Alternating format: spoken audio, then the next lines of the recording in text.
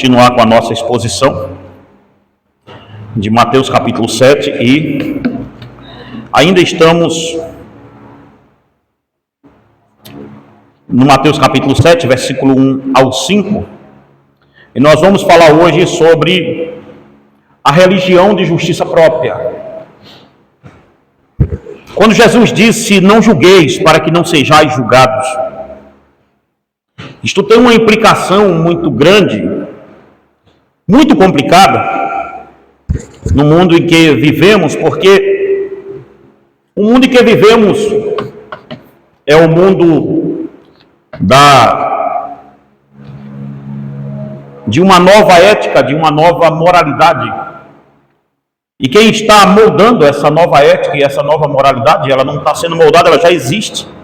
Ela só está sendo aprimorada, que é a psicologia que está fazendo isso hoje em dia.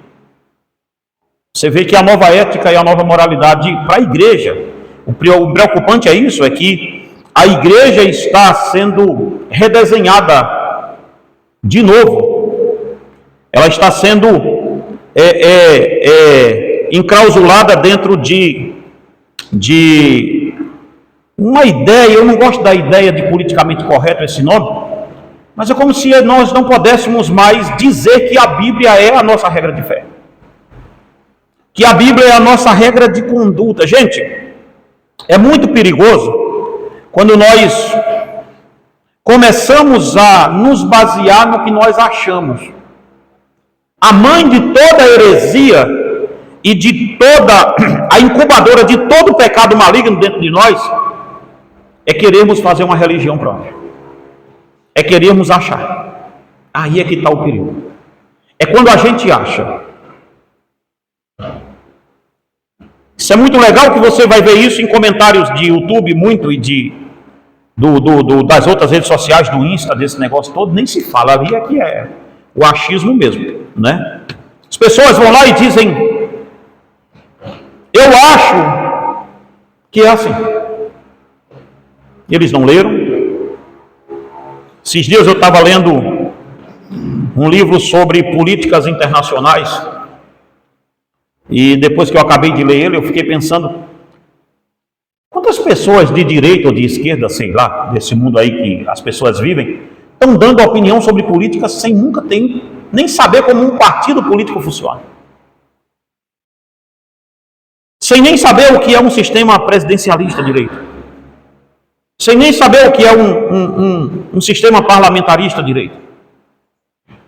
Então a internet abriu portas para todo mundo criar seu próprio mundo político, seu próprio mundo psicológico, sua própria religião, sua própria crença. Nós vivemos num país de que, desculpe a expressão, mas igrejas e botecos estão ali para no negócio, na informalidade e mais na questão de concorrência mesmo, porque somente nessa rua aqui, se você andar, Santa Matilde, quando a gente chegou aqui há muitos anos atrás, não era assim, minha filha. Tinha pouca igreja aqui em Santa Matilde. Agora está começando a virar uma igreja Holândia. É a Disneylândia das igrejas. As pessoas podem me dizer: isso é muito bom, pastor. Sim, mas se você for em cada uma delas está pregando um Jesus que não tem muita coisa a ver com a Bíblia.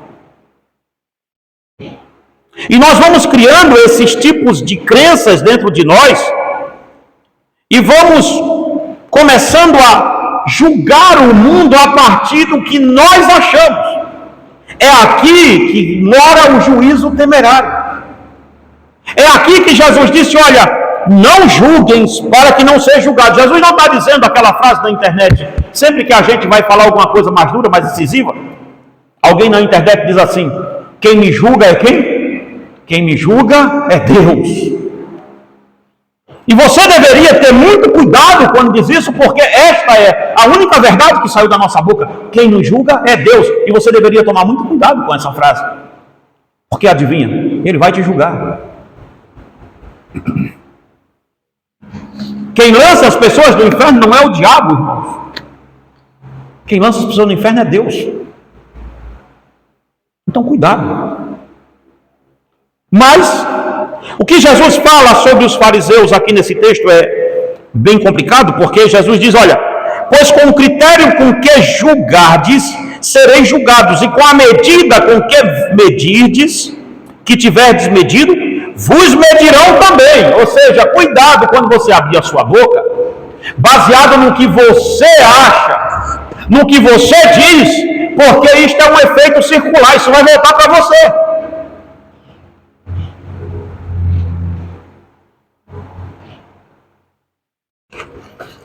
Quando eu estava vindo para cá, agora pela manhã, eu sempre acordo mais cedo, eu e a Fernanda, e me mandaram uma mensagem, não sei, eu não costumo nem abrir, mas essa foi interessante, eu abri, e quando eu abri, eu rolei a mensagem para cima, e assim que eu rolei o vídeo para cima, tinha aí é difícil de saber, porque ele era um pastor / tarólogo. É isso mesmo, tarólogo e pastor na mesma pessoa. Atrás da biblioteca dele, eu pude ver que ele tinha uma bibliotecazinha, biblioteca não, um livrinho lá atrás dele, e tinha lá os Salmos de Spurgeon. Veja, os Salmos de Spurgeon, e ele estava lendo a Bíblia e decretando as vitórias para os outros, claro que com a chave Pix embaixo. Vamos ser muito sinceros, não vamos deixar isso de lado. E até que a chave Pix não tem muito problema, o problema é quando você diz que 10 pessoas têm que depositar aquilo lá para você começar a abrir os caminhos dela. Aí onde está o perigo do negócio? A empresa pirâmide, porque só cresce quem está pedindo, quem está dando nunca cresce. E eu fiquei pensando, meu Deus, o que faz um ser humano achar que tarólogo e pastor podem estar no mesmo corpo? Porque essa é a crença que ele criou para ele.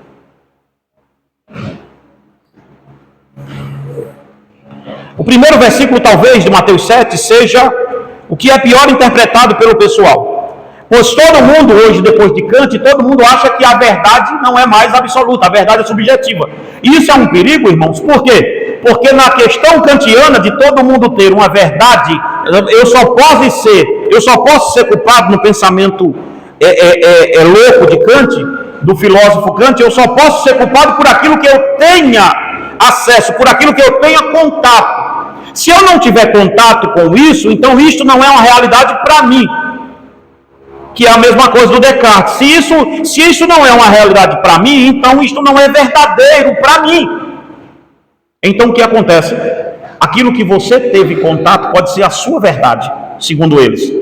E aquilo que eu tive contato pode ser a minha verdade. Então a verdade virou o quê? Subjetiva. A verdade não é mais absoluta. E nesse mundo de verdades que não existe absolutos mais, a Bíblia se perdeu para os crentes. É por isso que você vai e diz assim, o fulano tem um jeito dele de adorar, o Beltrano tem um jeito dele, mas todos os caminhos levam a Deus. Não, é mentira. Todos os caminhos levam a Roma. Que é diferente. Muito diferente de Deus. Você errou o ditado.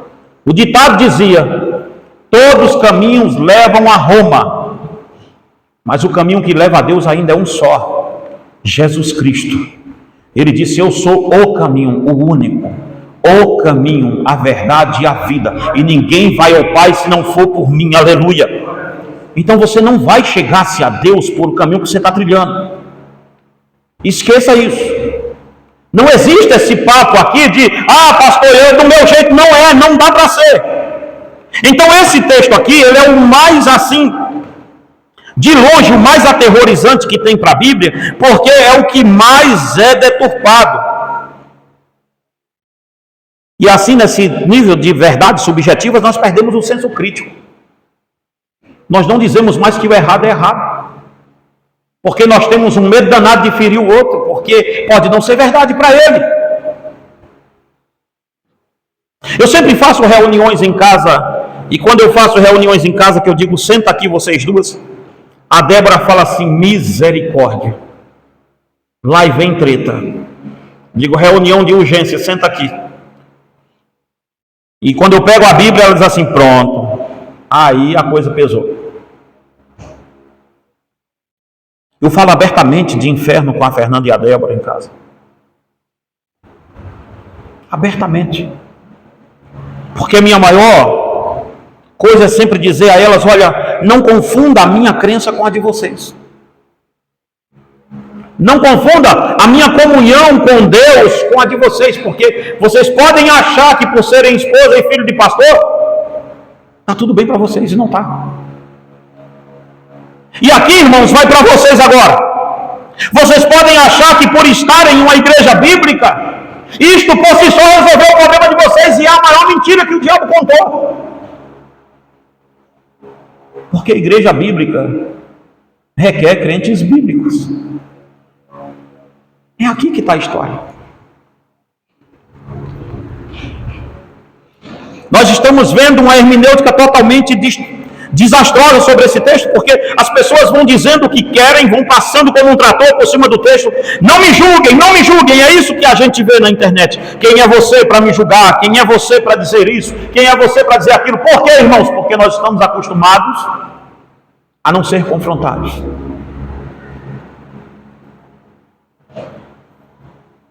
Por isso, grande parte das pessoas afirmam: quem somos nós para julgarmos? O que o texto do Sermão da Montanha faz conosco é justamente o de colocar o dedo na ferida dos fariseus, igual a gente.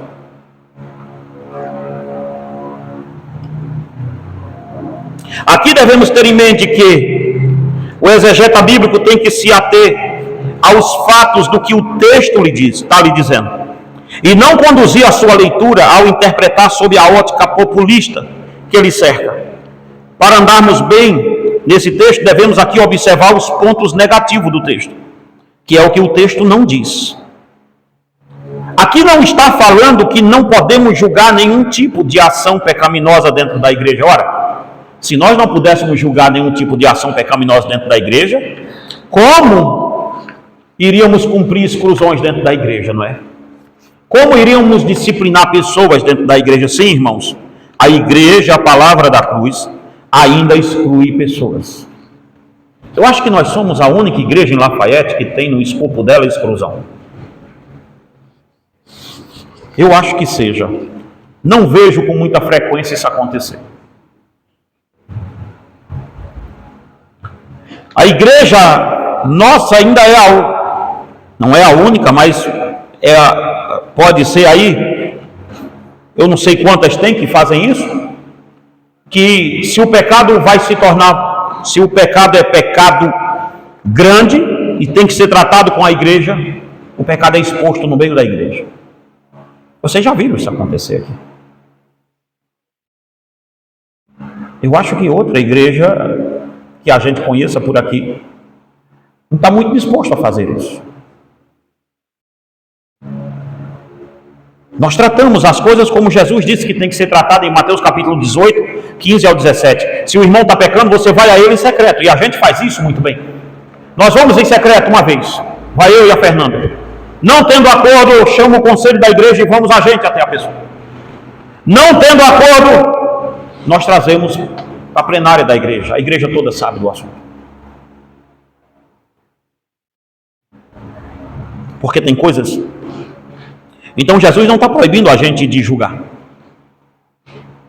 Então o que Jesus está proibindo? Veja, em 2 de João 1, 9 ao 11, você vai ver isso também, que João diz que aos irmãos, irmãos, veja, não os ímpios, mas os irmãos que se dizendo crente forem adúlteros, contumais, tal, aquele negócio todo, João diz que nós não deveríamos comer com ele, nem sequer saudarmos o cara. Bom, é João que está dizendo, viu? Eu não. Depois não vá ali para a porta da igreja de novo. Pastor, o senhor disse. Não disse. É João que está dizendo, viu? Vou logo lhe avisando. Leia aí a sua Bíblia se quiser. 2 de João 1, 9 até o 11, para você ver. Nem sente. Não se misture com a gentalha. É João. Viu? E eu sou acusado, até por gente dessa igreja mesmo aqui, de ser, como é que é o nome que dizem que eu faço com os crentes dessa igreja? Podar. Segurar crente para não visitar. Minha conversa, Edilson estava lá na Assembleia outro dia passado aí. Isso é molorota. Mas veja, eu mando sempre ter cuidado aonde você vai. Porque se você vai em uma igreja profana, leia esse texto. Irmãos, se João está dizendo que a gente, Se o cara é um pecador quanto mais, se tu sabe a procedência, se tu sabe tudo do cara, tu tá andando com esse falso irmão por quê? Não sou eu não, é a Bíblia que diz. Veja, Paulo diz em 1 Coríntios 5,11, manda disciplinar também alguém que estava lá dentro da igreja pintando as canecas. 1 Coríntios 6,5 e aí por diante. Então, o que Jesus está falando aqui não é uma questão de julgamento. Porque julgar os pecados dentro da igreja, nós devemos fazê-lo para que o bom andamento da igreja seja completo. Existem dois tipos de membro aqui que não tem a ver com esse texto, mas existem dois tipos de membro na igreja. Um membro é aquele que está machucado, esse nós cuidamos. Mas o membro podre que vai apodrecer o corpo todo, esse nós cortamos. Esse nós amputamos. É assim que a Bíblia trata as coisas. E olha que eu estou gravando isso para passar no YouTube. Agora sim. Vê só, como é que vai chamar pessoas para essa igreja? Não vai. Não vai continuar sem vir quase ninguém. Mas vamos lá. Não foi esse o acordo. Não julgueis. Então, não está se falando aqui que você não pode julgar. Não é isso que está se falando. Olhe bem. Não julgueis. Esse texto parece-me estar cercado mais uma vez. Parece-me estar cercando mais uma vez a vaidade dos fariseus que se apegavam muito a pormenores que eles, sem a alcunha da Escritura, julgavam os outros assim. Ou seja, os fariseus julgavam o outro a partir dos seus usos e costumes, e não a partir da Escritura. É aqui, gente, que mora o perigo. É aqui que nós vamos criando uma religião que não tem nada a ver com a Escritura. Pois se um juiz vai julgar alguém, ele não pode julgar baseado na sua percepção de lei, ou baseado na lei que ele mesmo criou e acredita que é correta. Ele deve buscar o Código Penal e julgar através daquele código o crime cometido pelo réu. É assim que funciona. Um juiz, quando vai julgar alguém, ele não julga baseado na questão da comoção social que é feita no crime. Ele não julga baseado na questão do que ele percebe do que é aquele crime. Ele não julga baseado no seu achismo, ou então ele vai cometer o que os juristas chamam, que é a minha terceira paixão. Primeira paixão minha, teologia. Segunda, filosofia. Terceira, direito. Então, ele não vai julgar, um juiz não vai julgar baseado no achismo constitucional ou no achismo do Código Penal dele, porque senão ele comete o que o jurista chama de heresia jurídica. Porque ele tem um código para se basear e para se apoiar. Pode ser, se ele for um juiz, um jurista constitucional, como são os juízes do Supremo Tribunal, sem risadinhas, por favor, né? Lá eles julgam o que é constitucional. Se julga agora o que é criminal baseado no que o Código Penal Criminal vai dizer o que é. Ninguém pode julgar baseado no que acha. Ora, irmãos, se os juízes têm esse código para julgar crimes, isto torna o juiz e a lei imparcial. Por que dizem que um juiz tem que ser imparcial? Porque um juiz não julga segundo o que ele acha. O juiz julga segundo o que está escrito na lei. Por isso que chama-se a letra fria da lei. Então Jesus não está proibindo o julgamento. Jesus está proibindo o seu julgamento. A sua parcialidade. É isso que Jesus está proibindo. Jesus não está dizendo que eu não posso julgar o seu pecado. Jesus está dizendo como eu tenho que julgar. Aí é que pega. Aí é que quando a gente vai entrar nesse Sermão do Monte, é mais fácil criarmos uma religião paralela, porque fica mais suave. Fica muito mais suave assim. Aqui nos é ensinado que um autêntico discípulo, ao se deparar diante de uma questão onde precisa de um julgamento, ele não falará sobre aquilo com suas posições pessoais. Ele observará o que a lei divina tem a dizer sobre este negócio e apresentará o que o Evangelho, e não ele, tem a dizer. É o que o Evangelho diz. É o que a Bíblia diz, não o que você pensa.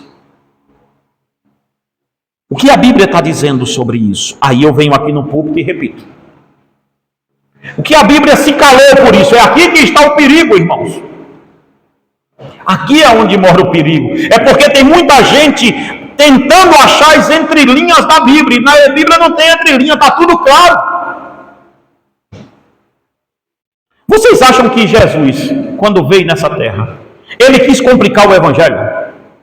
Existia na época de Jesus 2 gregos que eram falados. O grego clássico, que era o grego dos filósofos e da aristocracia, e o grego koiné, que era o grego marginal, do povão, do gueto, da favela, da roça, tal. O Novo Testamento foi escrito em qual grego? No grego koiné. Sabe por quê? Porque no grego koiné, o camarada que era aristocrata, ele tinha que saber ler e falar aquilo direitinho. Senão ele não entendia o povo dele. Mas o povo em si simples não sabia o que a aristocracia falava. Era um grego totalmente rebuscado. Jesus disse, o Espírito Santo disse, coloca isso aí num grego mais simples que tiver. Porque quem escreveu isso aí foram pescadores. Homem do povo. Teve gente estudada, mas até a pessoa mais estudada que foi Paulo, escreveu num grego koiné. Num grego do gueto. Sabe para quê? Para isso ficar fácil de se entender. Não tem entrelinha no Evangelho. É a gente que gosta de criar coisas para tentar dar uma carapaça bonita à nossa lepra do pecado. E aqui é onde mora o perigo todo. Porque quando nós nos deparamos com esse texto, com o Sermão do Monte, nós entendemos. Primeiro nós vamos entender algumas coisas básicas aqui. Por este motivo, Cristo aqui está chamando a atenção para os hipercríticos. Ele não está direcionando o seu discurso para aqueles que sabiamente defendem a doutrina do Evangelho, mas o que ele está abordando aqui é justamente o fato de os hipócritas serem supercríticos em questões que eles julgam que sejam corretas. Você já viu um hipercrítico trabalhando? Que coisa para maluco. Ele não faz, mas quer que todo mundo faça o que ele não está fazendo. E aí entra uma coisa que é chamada a desgraça do culto ao uso e costume, que eu quero falar com vocês. É uma tragédia, irmãos. É uma tragédia muito grande quando nós entramos com esse negócio do culto ao uso e costume. Aqui é onde está a tragédia toda.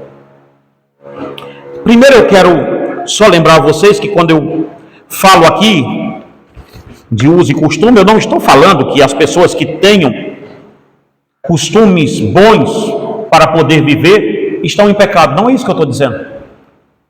Porque tem gente que diz, eu sou salvo pela graça, pastor, e anda por aí como se fosse... Eu não posso falar muito, porque agora que está gravando, eu não posso dizer o que eu penso, né? Assim, de verdade, mas vocês entenderam. Andam por aí como se fosse servos de Satanás. Palavra melhor para dizer. Mas percebe bem isso aqui. Eu não estou falando que você deva andar por aí assim. Nós temos um alfaiate, a Bíblia está aqui. Ó. Quer saber como você tem que andar e se portar? A Bíblia diz. Para mulher, para homem, diz tudo isso. Ah, isso diz no Antigo Testamento. Não, não diz no Novo Testamento. No Novo Testamento diz. Jeito de mulher se portar, o jeito de chegar, o jeito de homem chegar nos cantos, o jeito de... Diz tudo aqui no Novo Testamento, está tudo aqui. Não tem perigo de correria. É a gente que gosta de inventar moda. Mas existe, irmãos, uma tragédia do culto ao uso e costume. Aqui cabe nos entender que as tradições dos fariseus e os seus costumes tomaram o lugar das Escrituras, pois eles não estavam dispostos a fazer julgamentos baseados na lei, e sim nas tradições, que não era o que a lei dizia, mas sim o que eles afirmavam que ser pecado ou não. Criar uma religião no seu imaginário não é difícil. E você começar a deduzir dentro de você o que é pecado e o que não é pecado, é mais fácil do que você imagina. Veja se não é essa a sua vida. Veja se não é por isso que você está vivendo do jeito que está. Veja, nós criamos uma religião e estamos julgando o mundo a partir da religião que criamos. Quando isso acontece, o que existe é uma causa hipócrita permeando a igreja. O sincretismo se mistura à doutrina até destruir com ela. Pois aqueles fariseus e seus seguidores não julgavam causas do modo impessoal. Pois isto é o que acontece com o julgamento em uma causa ou obra exposta de uma pessoa segundo a lei divina e o que tem a dizer. Ou seja, quando nós expomos alguma coisa, nós procuramos dizer o que a Bíblia diz sobre isso.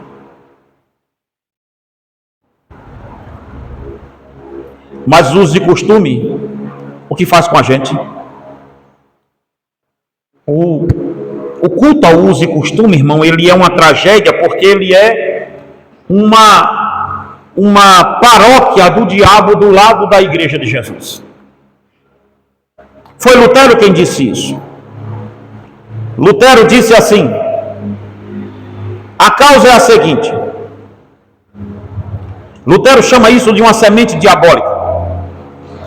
Esse culto às tradições e aos usos e costumes, as doutrinas que nós vamos montando, e foi assim que a Igreja Católica nasceu. A Igreja Católica não é somente a Escritura, tem as tradições, o magistério da Igreja, que tem o mesmo peso da Bíblia para eles, ou até mais. Lutero disse: a causa é a seguinte: o diabo tem que semear a sua semente entre a boa semente, como está em Mateus 13, 25. E aonde Deus constrói uma igreja, Ele constrói a sua capela ou o seu tabernáculo ao lado. Pois Satanás sempre quer estar entre os filhos de Deus. Você acha que o diabo quer estar no boteco? No boteco ele já tem. É aqui, entre nós. Esta congregação diabólica que Satanás constrói ao lado da obra de Deus, é a de justamente fazer os homens pensarem altivamente sobre eles mesmos, e assim pensarem que podem julgar outrem baseado em seu caráter e sem as suas obras.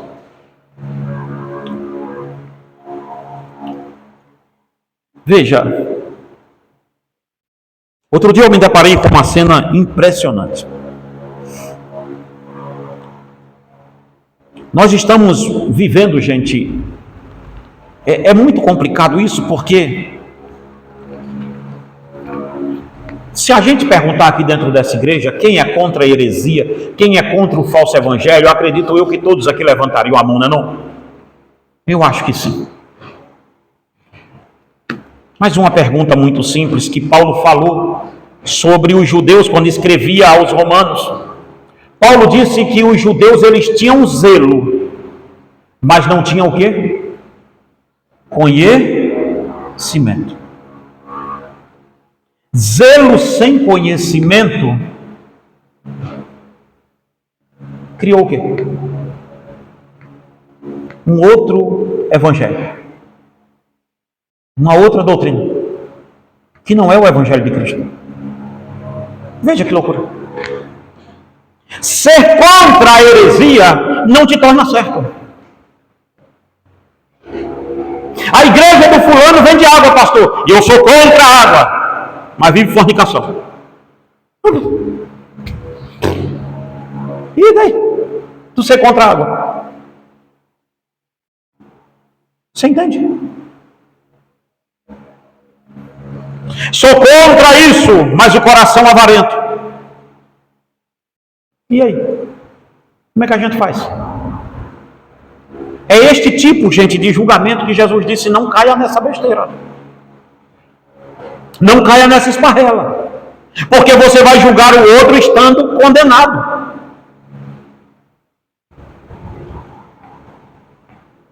Olhe bem. Você não pode. O apóstolo Paulo teve de repreender a igreja de Roma sobre este quesito. Eles estavam julgando os pormenores da vida dos outros irmãos, sobre o que comiam ou o que bebiam, se eles estavam salvos por aquilo ou não. Você está comendo carne de porco ou não está comendo carne de porco? Você está comendo isso ou está comendo aquilo? Você vai achar isso lá em Romanos. Irmãos, ninguém vos julgue pelo que comer ou que beber. Vocês estão presos nessa marmota por quê? Vocês estão achando que isso tem brilhantismo para o evangelho? Em Colossenses, Paulo diz: olha, porque isso tem uma aparência de piedade muito grande, mas não tem nenhum poder contra a carne. Você guarda o sábado, come carne de porco, como diz o livro daquela deusa dos adventistas, Ellen White: não beberás café, 12º mandamento. 11º mandamento. 12º, não comerás carne de porco. Veja, se eu paro de fazer isso, eu não tomo café. Por quê? Tira o meu senso, me endopa. Eu não tomo refrigerante. É bom não tomar. Eu não tomo também não, mas não é por causa de religião, é por causa de peso. É por causa de pressão arterial, é por causa de muita coisa. Muitos anos que eu não tomava, tomei esses dias, né? Caí na tentação. Mais de 5 anos que não tomava, tomei um copo. E imagine, eu ia falar quem, mas aí eu tenho que cortar, não vou falar quem levou. Eu podia falar, né? Porque eu sou gordo, né? Então, mas eu vou deixar isso para lá porque a plataforma é sensível. Mas veja, um amigo meu faz muito tempo que ia lá no minha em casa, levou uma, diz ele que era sem açúcar. Eu tomei aquilo, tinha açúcar do mesmo jeito da outra. Mas olha só. E depois nunca mais tomei de novo. Mas essa coisa de não tome refrigerante, não tome isso, não tome aquilo, não faça aquilo, isso não tem poder nenhum, gente, contra a carne. Porque o pecado está aí. É isso que Jesus está dizendo. É isso que Paulo diz: ninguém vos julgue pelo que comer, pelo que vestir, por dias santo, sábado, domingo, segunda. Ora, e o que é que tem se tu vai para a tua igreja sábado e vive como um demônio o resto da semana todinho? Ora, o que é que tem se a gente vem para a igreja domingo de manhã? E a nossa igreja, ela tem tudo para ser bem coisada, porque a gente vem domingo de manhã, só tem culto domingo pela manhã, porque a gente diz o quê? Nós estamos dedicando primeiras horas do nosso dia ao Senhor. E o resto da semana? A gente faz o que com ela? Vive igual o Satanás. E o nosso coração está baseado aonde? É esse tipo, gente, de religiosidade que Jesus diz: se vocês for julgar pelo que vocês acham, vai dar o que falar, não vai dar certo. Não julgueis. Cuidado. Porque o zelo assoberbado sem conhecimento. Foi assim que nasceu os mormons. Foi assim que nasceu os adventistas. Foi assim que nasceu todas as seitas que a gente conhece. Assim como os fariseus, muitos irmãos de Roma no primeiro século da igreja estavam se estribando em seus princípios para julgar, em seus costumes, pois basicamente o cristianismo não tem lei de dieta, assim como os judeus já tinham na Torá, os tinham na Torá. O cristianismo não tem essa lei de dieta, de coma carne de porco, coma carne de boi, não coma carne de gafanhoto, coma só isso. Se for seguir uma dieta, vocês já viram que todo mundo quer fazer o jejum de Daniel para comer frutas e legumes, mas eles fazem só 2 dias, 3. E aí ninguém quer fazer o de João Batista, né? De comer gafanhoto pelo meio do mato. Esse ninguém quer fazer. Esse não é cult. Mas veja bem. Cuidado, irmãos. Cuidado para que a gente não esteja como os irmãos de Colossenses, no capítulo 2, versículo 23. que tinha uma aparência muito grande de piedade aquilo. A essa altura, vale lembrar que os fariseus cometiam o juízo temerário por alguns aspectos. Veja se nós não vamos nos encaixar nisso daqui, por favor. Se este não pode ser o nosso caso. Primeiro, porque os fariseus cometiam juízo temerário? Primeiro, ele julgava segundo os seus preceitos e os seus costumes, e moldavam as escrituras para tais loucuras, ou seja, afirmavam o que o texto, diziam que o texto estava dizendo sem que o texto falasse aquilo que eles estavam dizendo. Forçava o texto a ser o que eles queriam. Quantos textos da Bíblia você forçou essa semana para fazer o que você está fazendo? Para contar uma mentira para você mesmo? Vocês já viram, principalmente pastores divorciados, quantas mentiras eles contam para se manter no púlpito?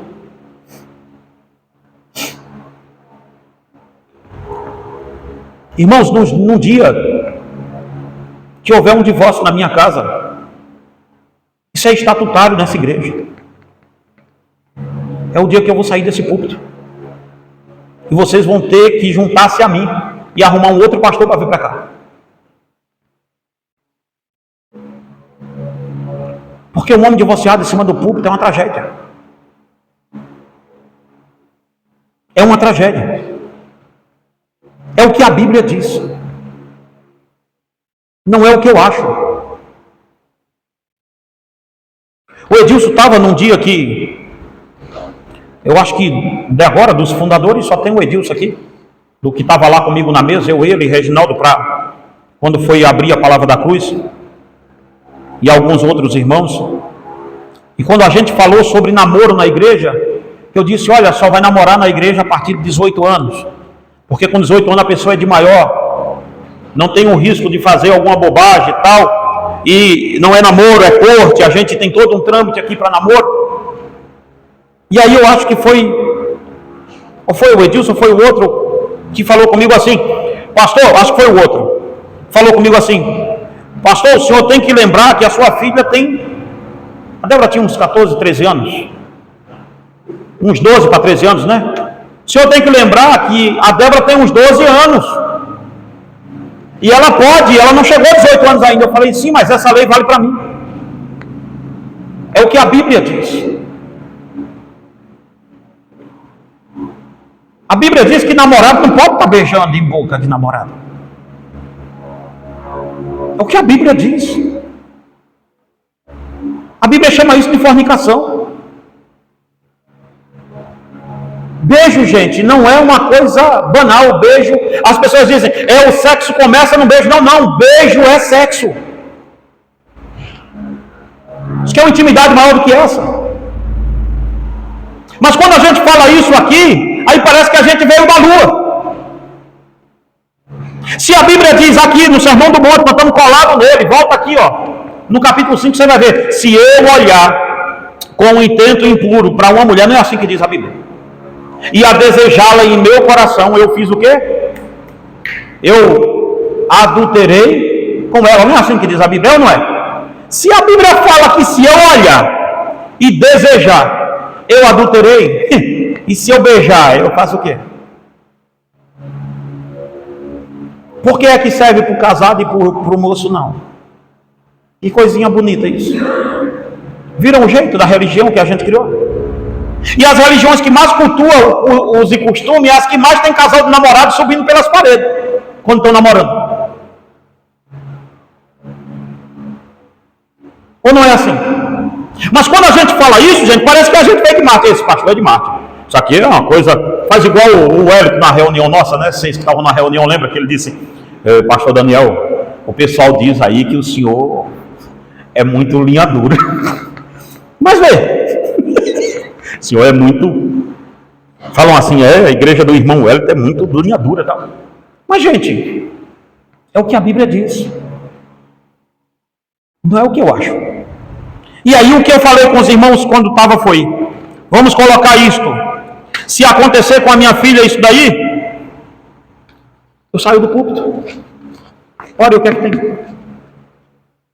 Eu perdi minha família, eu perdi minha casa. Graças a Deus, a Débora, embora a gente já está com 20, vai fazer 23 anos a Débora, né? 23 e nunca namorou, ou seja, não me deu trabalho nesse aspecto. Diz ela que quando namorar vai ser para o primeiro namorado dela, vai ser para ela casar. Então, quando a gente vai julgar baseado no que a gente acha, é por isso, irmãos, que quando família pastoral peca, geralmente muda-se o estatuto da igreja. Todo mundo passa o pano, ninguém quer ver. E aqui não, aqui vê.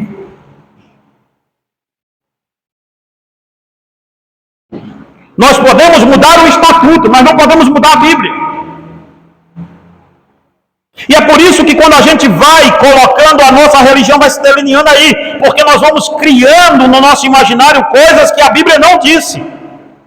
O segundo ponto é que os seus padrões, os padrões de moralidade dos fariseus, era falido, pois justamente se baseava em suas experiências e nunca nas Escrituras Sagradas. De novo, é uma tragédia se basear em experiência. É uma tragédia você se basear nisso. É uma tragédia porque você vai começar a julgar as outras pessoas baseado no que você acha, no que você pensa, no que você viu. E Jesus diz, cuidado com esse julgamento, porque ele vai voltar para você. E quando a gente firma uma moralidade própria, é bem complicado, porque veja, quando nós firmamos uma moralidade própria, nós firmamos uma moralidade baseada no que nós achamos, nós somos complacentes demais com muito pecado nosso. Na década de 70, 80 e 90, existia um pregador, do qual eu me espelhava muito quando comecei a vê-lo, não que eu seja da década de 60, eu sou da de 70. Mas eu me lembro que quando acordava de manhã, ele passava na Globo. E passar na Globo na década de 80, filhão, o bicho tinha que ter bala. Passava em rede manchete, você vê que eu não sou muito novo, né? Eu estou falando de rede manchete. Eu passava em rede manchete, nada disso aí não. Daqui a pouco eu falo que vi a Tupi, não vi não, a Tupi eu não vi não. Mas a manchete eu vi. Mas, chamava-se Jimmy Swaggart. O pastor Jimmy Swaggart, ele era um trator. Ele batia em todo mundo. Pei.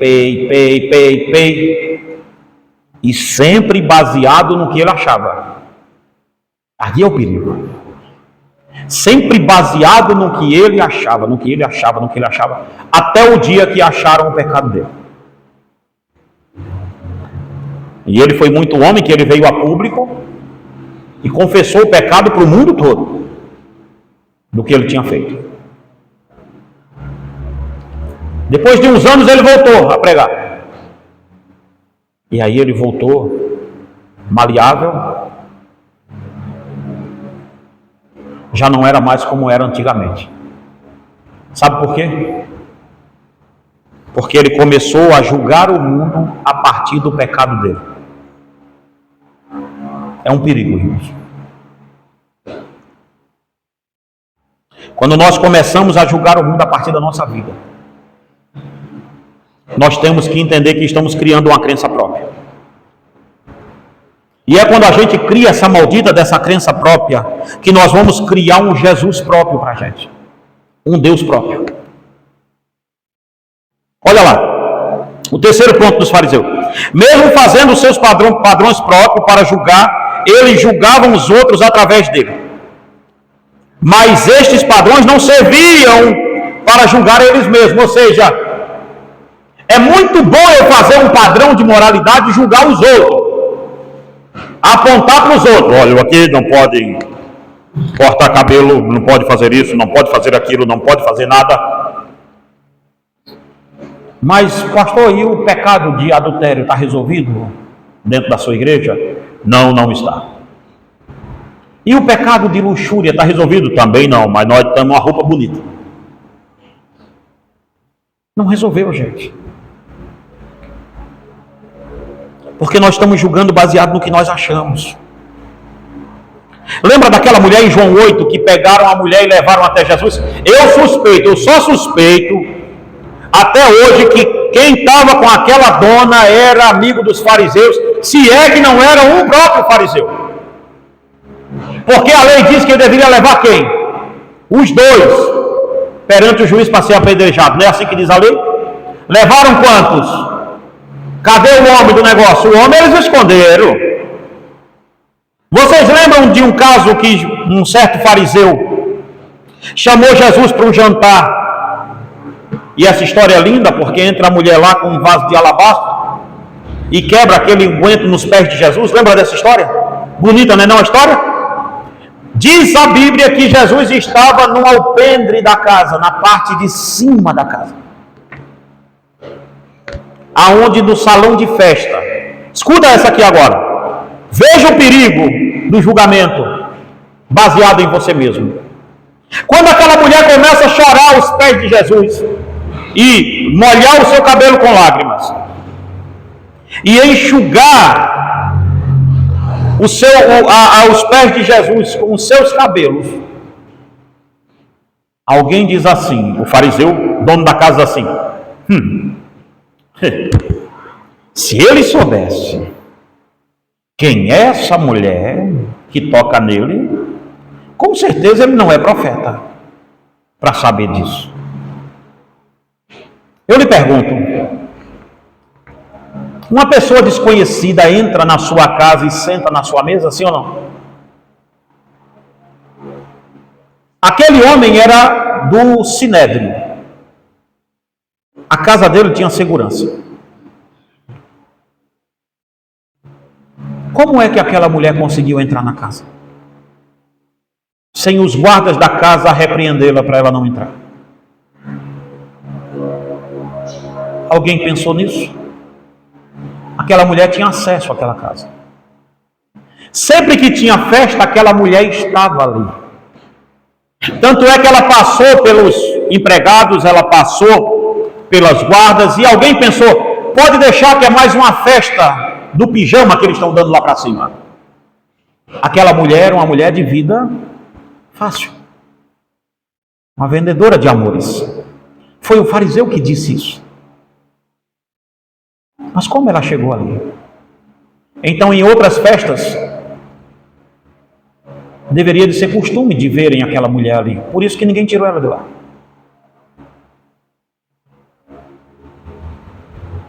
Está dando para entender? Eles pensaram que com Jesus, uma festa lá em cima, está chegando as meninas para ir para lá. As coelhinhas estão chegando, as meninas do job, está chegando lá para cima. Era normal aquelas festas ali. Não está no texto. Mas se entrou sem ter nenhuma resistência, não era uma festa pública. Era uma festa privada. E o dono da casa estava julgando quem? Jesus, segundo o seu preceito. Quantas vezes, irmãos, nós vamos criar uma religião para nós? Quantas vezes você vai criar uma religião baseada em você mesmo? O que Jesus está dizendo nesse primeiro versículo é: não julgues, porque se você julgar com a medida que você julgar, com o critério que você for para cima deles, é isso aqui que é a desgracença do uso e costume. Porque você vai julgar a outra pessoa, a santidade dele, baseada no véu, baseado no tamanho da saia, baseado no cabelo, baseado na calça, baseado nisso, baseado naquilo. Mas nunca baseado na Escritura.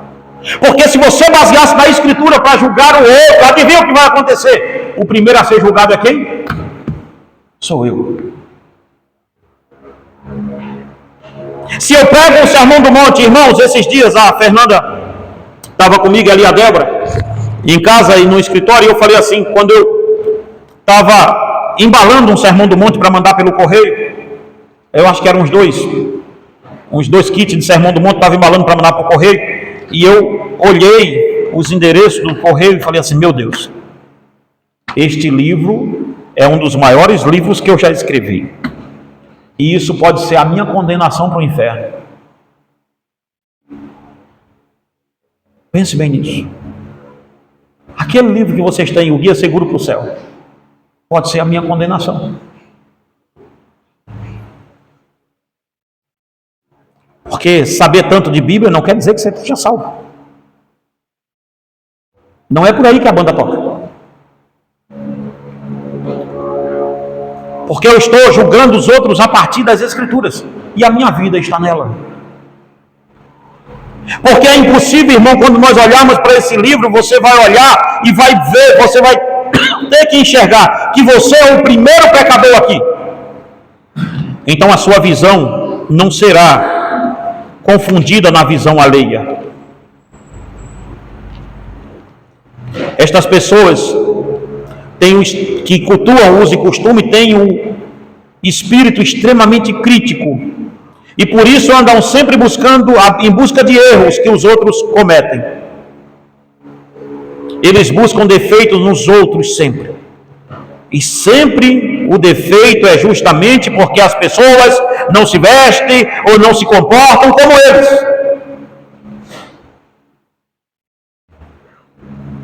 Lembre-se como os fariseus julgou Jesus ao afirmar: ao ver isto, o fariseu que convidara disse consigo mesmo: se este fora profeta, bem saberia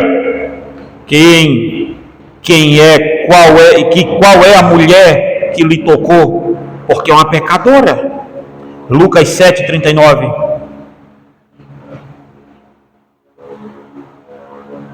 Será que não é esse o nosso caso, gente? Que nesse mundo de subjetividade nós estamos criando uma religião que condene as pessoas que não usam como nós, que não veste como nós, que não comem o que nós comemos, quando na verdade o que nós queremos tampar com isso é que nós não vivemos a Escritura.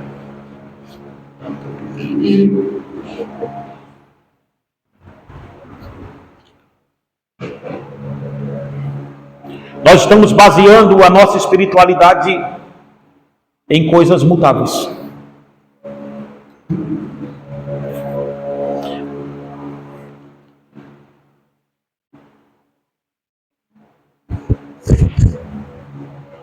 Nós escolhemos pecados para perseguir e nos esquecemos de todos os restos.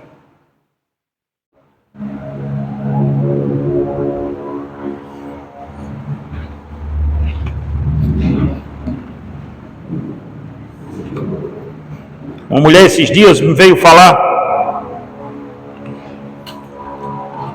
sobre o filho de uma pessoa que virou homo. Filho da irmã fulana, pastor, virou homo e não sei o que, e não sei o que lá mais. Eu falei, e o seu filho tem 2 crianças que ele não cuida, né?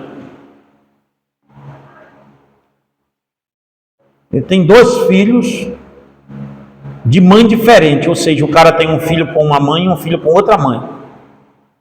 E a mãe dele está vendo o problema no filho do outro. Deu para você entender isso aqui? O filho dela está indo para o inferno do mesmo jeito. Porque a Bíblia diz que no mesmo texto que fala dos homens, é o mesmo texto também que fala daquelas pessoas que fazem sexo e cada um volta para sua casa. Quando um homem faz sexo fora do casamento, o mesmo texto chama de adultério e diz que eles vão para o inferno. Quando um jovem faz sexo sem ser no casamento, a Bíblia chama isso de quê? Alguém lembra o nome? Como é o nome do negócio? Começa com for e termina com são. Fornicação. É o mesmo texto que diz que o cara vai para o inferno. Então por que eles estão vendo problema com gay? Entendeu o pecado que a gente está perseguindo na igreja? Nós temos N, gente. Mas parece que nós escolhemos um só, para dizer que aquele ali... Não, está no combo do pecado sexual. Se a Bíblia diz Que se eu olhar para uma mulher com um desejo impuro no meu coração, eu pequei, eu adulterei. É isso que a Bíblia diz. Mas ninguém quer falar do pecado de pornografia dentro da igreja.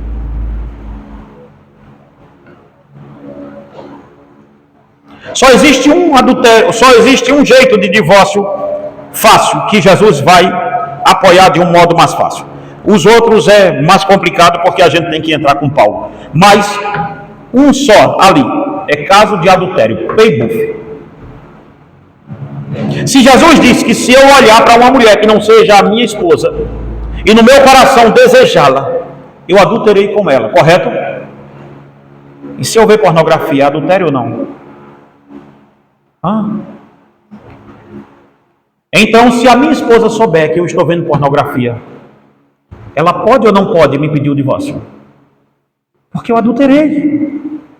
Não sou eu que inventei o texto, está aqui. E aí? Como a gente faz? Muda o texto? Igual eu estava falando esse texto com um rapaz nesses dias, ele falou, não, mas aí a gente tem que interpretar esse texto direito. Eu falei, não tem.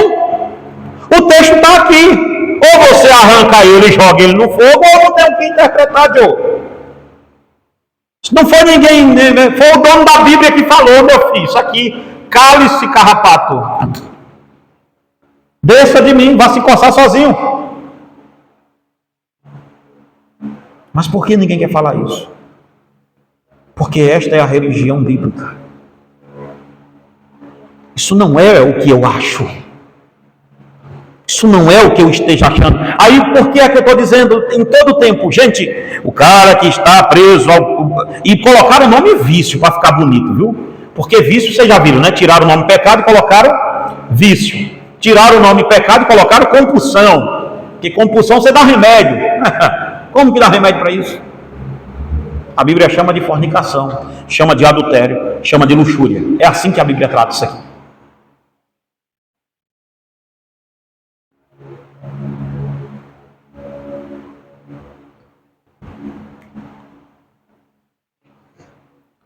É por isso que as igrejas estão como estão. Porque nós estamos num tempo de muita saia no pé e poucos joelhos dobrados. Pastores cheios de diplomas acadêmicos, eu também os tenho, alguns,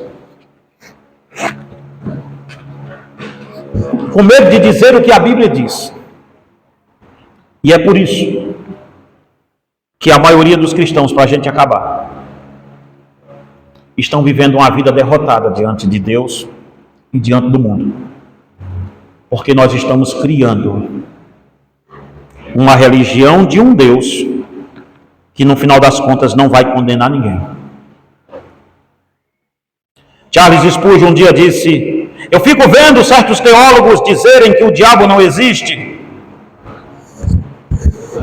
E ele diz, isso é muito estranho, falando dos teólogos liberais, ele diz, isso é muito estranho, o filho negando o pai. Nós criamos, gente, uma religião dentro de nós, paralela. E é por isso que você acha que o que você faz não é pecado. E a nossa consciência foi contando essa mentira para a gente de um jeito tão absurdo, que nós estamos vivendo uma tragédia de achar que espiritualidade é não tomar café, não beber refrigerante, não usar um véu, ou isso ou aquilo outro. Nós estamos achando que isto é ser crente. Outros dizem, Jesus só quer o coração, então eu vou viver por aí na bagaceira. É a primeira coisa, já viram, né? A gente que é reformado aqui, graças a Deus, não tem, nossa igreja não tem esse mau vício, graças a Deus não. Mas as igrejas reformadas de hoje, me perdoe vocês que estão me vendo, mas gente, é complicado. A primeira coisa que a pessoa diz, virei reformado, vou pintar o corpo todo de tatuagem. Eu mando aqui nessa igreja, eu mando para o inferno. Digo, vá ser reformado, na mais de baixo tem uma, para lá tem outra. O que não falta por aqui é a igreja desse porte. Reformados, tatuados, vá para lá. Deixa a gente em paz aqui. Você não quer ser reformado. Você quer um aval para pecar em paz. Esse eu não vou lhe dar. E dentro dessa igreja você pode viver em pecado. Eu duvido a você viver em paz com o seu pecado. Isso você não vai viver. Nessa igreja você pode ser um crente não bíblico, mas eu duvido que você vai viver em paz com isso. Porque eu não vou deixar. Porque o que eu prego aqui todo domingo é como se fosse o último sermão da minha vida. E quem prega o último sermão, irmão, não tem medo de perder a amizade, por quê? Você vai ficar inimigo do morto? Eu estou indo embora. E literalmente eu estou indo embora. Eu rogo a vocês, muito, que deixe Deus apropriar essa palavra em seu coração.